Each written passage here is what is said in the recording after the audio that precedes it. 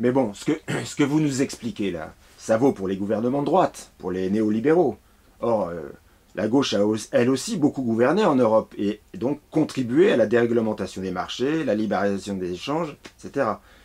Donc, est-ce que la gauche ne poursuit pas le même but que les néolibéraux? Alors, c'est un petit peu violent de le dire ainsi. Euh, Regardons les faits, la réalité, sans faire de procès d'intention.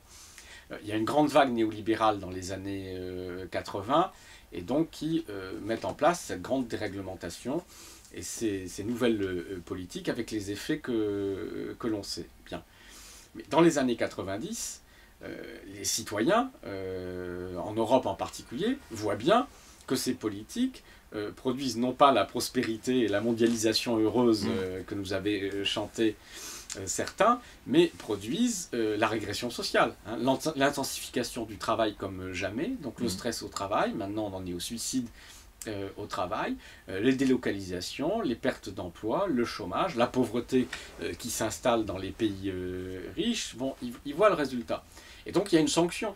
Et la sanction, c'est qu'à peu près partout en Europe, quasiment, en tout cas dans l'Europe de l'Union européenne de l'époque, l'Europe à 15, eh bien la gauche revient au pouvoir. Alors la gauche, quoi?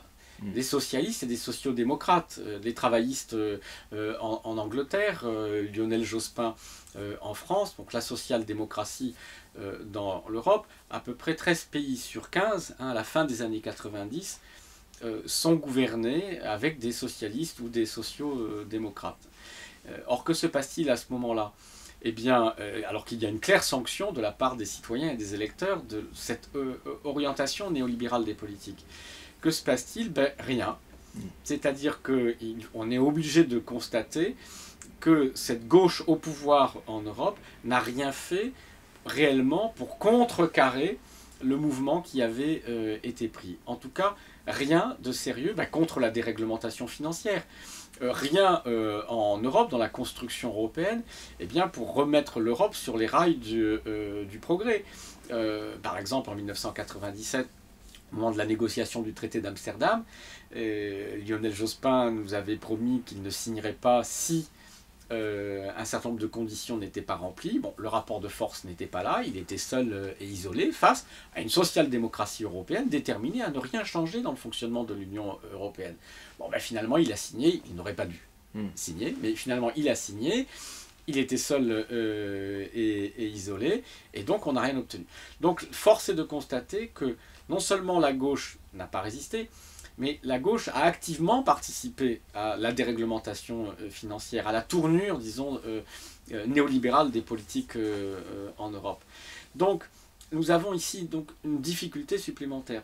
Non seulement nos citoyens, nos concitoyens aujourd'hui, peuvent penser qu'il n'y a plus de marge de manœuvre concrète, technique, du fait de la mondialisation, et c'est ce que j'essaye dans le livre, évidemment, de démonter, en montrant que c'est pas vrai, qu'ils ont des instruments.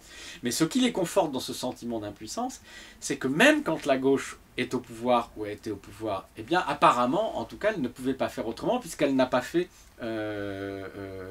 autrement. Alors la réalité, c'est qu'une partie des élites de la social-démocratie européenne se sont effectivement convertis aux idées néolibérales. Ils croient effectivement que le libre-échange, la liberté de la finance, en fait, ce sont des nouveaux moyens d'assurer le progrès. Ils croient que la façon moderne d'être de gauche et de poursuivre des valeurs de gauche, eh bien, c'est de laisser plus de place à la concurrence, à la flexibilité du travail. Donc une partie se sont réellement convertis aux idées néolibérales. Donc ils ne constituent plus une alternative politique, puisqu'ils croient à peu près la même chose que les dirigeants de la droite néolibérale. Et une autre partie de ces social-démocraties reste avec des valeurs plus authentiquement de gauche, mais est totalement tétanisée par le mythe de l'impuissance, justement. C'est-à-dire qu'ils ont internalisé le discours de leurs adversaires. Ils croient vraiment qu'à cause de la mondialisation, à cause de la pression des marchés, ils croient vraiment qu'ils ne peuvent plus faire ce qu'ils veulent, et donc ils doivent d'abord se soumettre à des contraintes financières, à des contraintes d'équilibre budgétaire, avant de pouvoir faire quelque chose. C'est ce qu'on voit aujourd'hui, par exemple, dans le discours d'un François Hollande, qu'on ne peut pas suspecter d'avoir d'autres objectifs que ceux de la justice, du progrès social, etc., qui sont certainement les siens, mais qui nous expliquent qu'avant de pouvoir mener une autre politique, il faudra d'abord passer par une cure de discipline budgétaire. C'est-à-dire qu'il a internalisé l'idée qu'on ne peut pas faire autrement. Donc vous avez finalement en Europe trois gauches. Il y a la gauche qui s'est convertie au néolibéralisme, purement et simplement, on ne peut rien en attendre. La gauche qui ne s'est pas convertie, mais qui s'est elle-même convaincue de sa propre impuissance, donc qui est tétanisée par son ignorance sur les marges de manœuvre et par l'impuissance qu'elle s'inflige à elle-même. Et puis, heureusement, d'autres forces de gauche en Europe, comme Die Linke en Allemagne, comme le Front de gauche en France, qui, elles, ont l'intention d'utiliser pleinement toutes les marges de manœuvre qui sont réelles de la puissance pour sortir du système et pour véritablement combattre cette mondialisation libérale et le capitalisme financier.